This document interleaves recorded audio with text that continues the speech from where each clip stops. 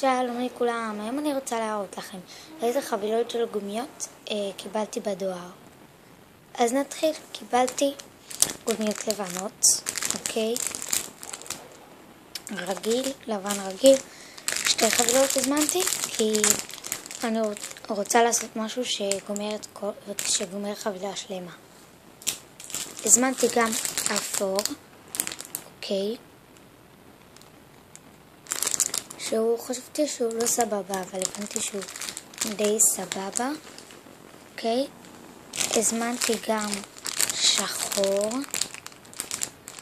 שגם הייתי צריכה.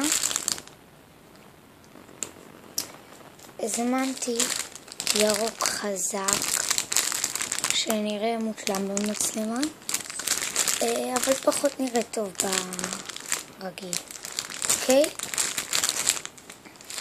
הזמנתי גם חבילה אחרונה של כחול, אוקיי. הכחול הזה הוא מושלם בעיניי, אוקיי. זה כחול שיכול להיות לדרדסים, כחול לכל דבר, הוא כזה מושלם כאילו.